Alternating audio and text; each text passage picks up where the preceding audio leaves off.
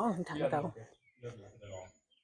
And immediately enlisted in the Air Force, where she served as a linguist, recruiter, and an air transportation specialist, which also includes parachute rigging, what I understand. And then I went on to be a reserve recruiter. She has a total of 30 years of service, 12 years active duty, and 18 years in the reserve as a recruiter. While in the reserve, she volunteered twice to deploy to once to Karsa-Kenabad, otherwise known as K2, in Uzbekistan, and Bagram, Afghanistan, in support of Operation Enduring Freedom. And she retired from the Air Force in 2014. Does it seem like it's been that long ago? 10 years, holy moly. She holds 2 associate's degrees and a bachelor's degree in human resources. Moving to Dunlap in 2019, she quickly got enmeshed in the veteran community here. She's an active member of the Harvey Merriman American Legion Post 190 and a leader in our VFW as the Sequatchie County Memorial VFW Post quartermaster. If you're not familiar with that term, kind of the finance officer. So she makes all the business part of our VFW goes and does a phenomenal job at it. As the post commander, I couldn't do my job without what she does. So she's in her 4th term of doing our quartermaster job. And also at the department level, the District 3 of the Department of Tennessee, she is the commander for the district in her 2nd term. She is from a dual military family. Obviously, her husband Jim over there. That's why he's not doing the introduction, because that'd be a little weird. So he's also retired Air Force. In their retirements, I use air quotes on that one, they both serve in the 4th Regiment of the Tennessee State Guard, where our guest speaker serves as the regimental command sergeant major. They are a blended family with 4 children, 4 stepchildren, 11 grandchildren, and hoping for one more to get an even dozen. So please join me in welcoming to the podium our guest speaker, Master Sergeant retired and Sergeant Major in the Tennessee State Guard, Vicki Patterson. Thank you.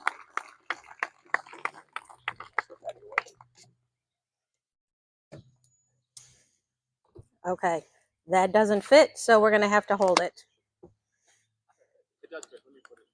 Does it?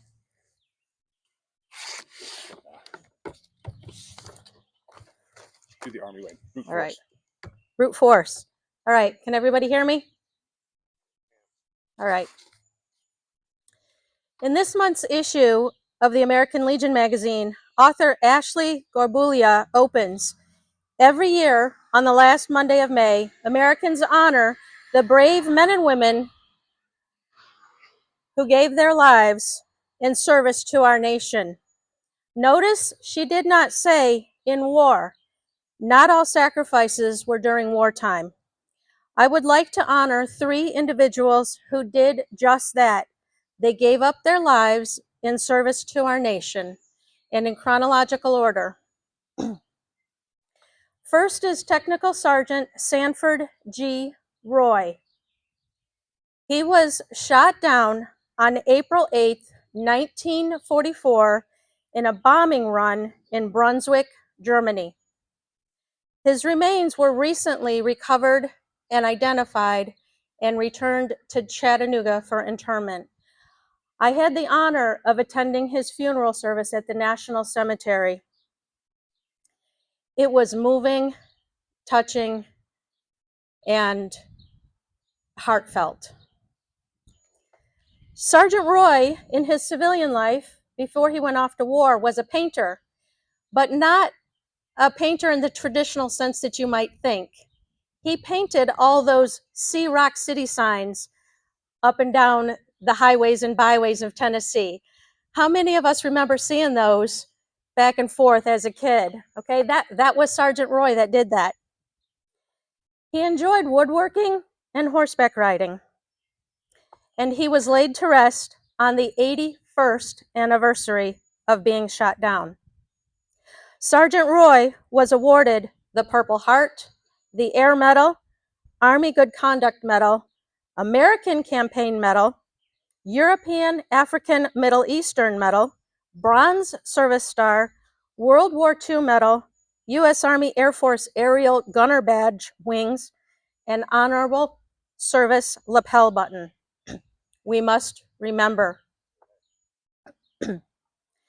Next, I would like to talk about Master Sergeant Retired Kimberly Sulapek.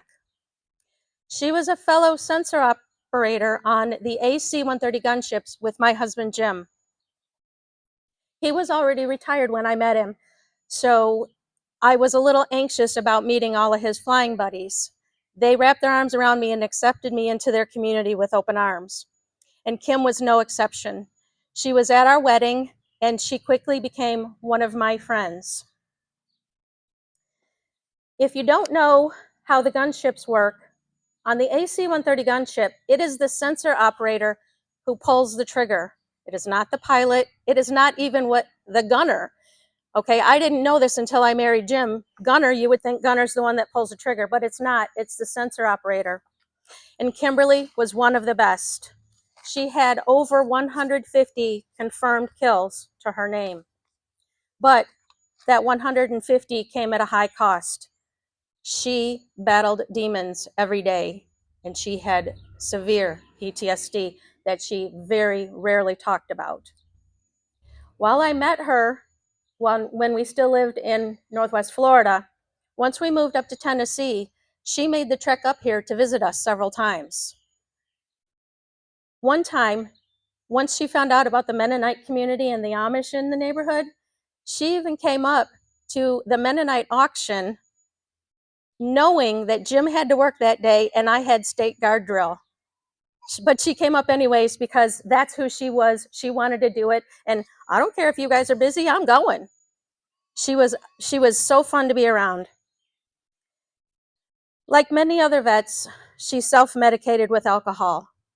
Last October, she fell alone in her house and hit her head and never woke up. We must remember. And finally, I would like to talk about Sergeant Edgar Alfred Tumblin III. He was born June 11th, 1985, and passed away earlier this year at the tender age of 39. He was in Ohio for National Guard training. He belonged to the unit right here in Dunlap. According to his wife, Becky, he was a goofball. They met at a fire drill at the hospital where they both worked. Who does that? He enjoyed life and was a big adventurer. I spent some time with Becky a couple weeks ago. She shared pictures with me and told me stories so that I could get to know him and hopefully do him justice. They did something they called the brown signs. They would be going somewhere, and whenever they would see those brown signs on the side of the road, you know, like world's biggest ball of yarn or waterfall here, they would take those brown signs and adventure. And one time they were coming home, and according to the GPS, it should have taken them 9 hours. Instead, they took so many brown signs that their 9-hour trip took 25 hours. He went straight to work that day when they got home. He was an hour late for work and went home from a straight 25-hour road trip right into work and was an hour late. That's how much he enjoyed adventuring. He was besties with his niece, Sarah Lynn, and I got to see a couple pictures of them goofing off and doing things together. And in particular, as a corrections officer, and he used to be a security guard, he had a corrections uniform. His niece, Sarah Lynn, decided she wanted to be a cop one year for Halloween.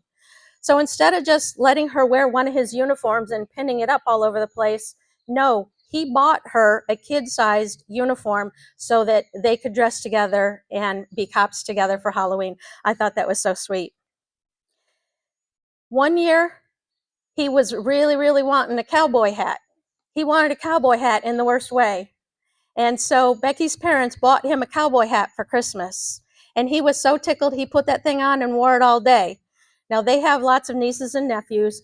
So he went and hopped on the wooden toy horse with his cowboy hat.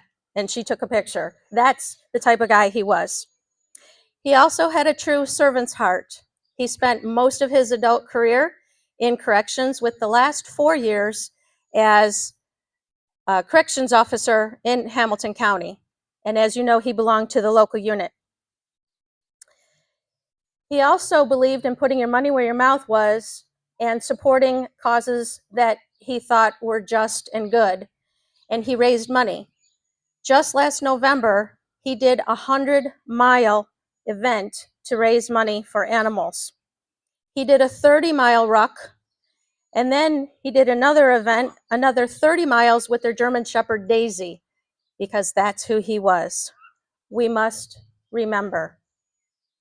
Miss Becky, we honor your husband's service and your sacrifice. You now belong to the most exclusive club in the United States, one that no one wants to join, Gold Star families. And as such, we'd like to recognize you with a rose of remembrance.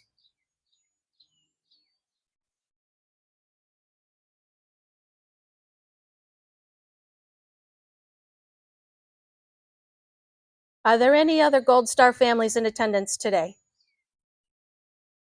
There's one.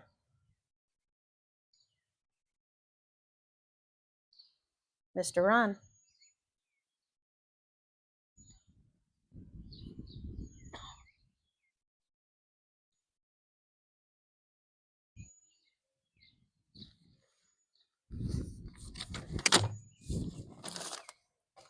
Any other Gold Star families?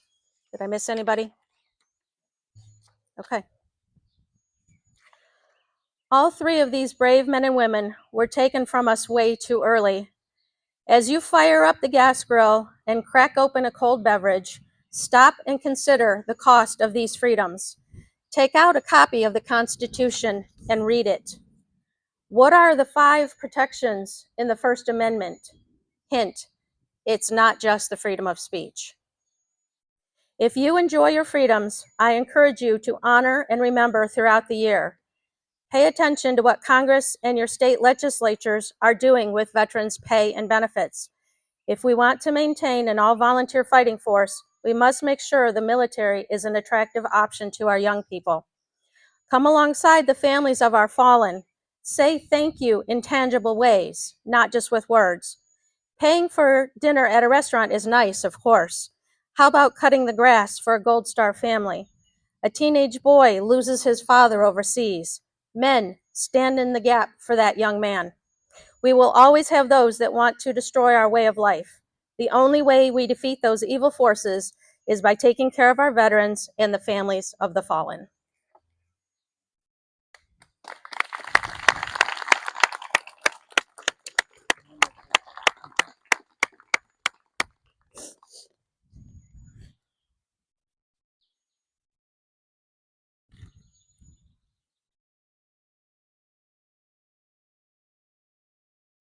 Is Ed Brown here?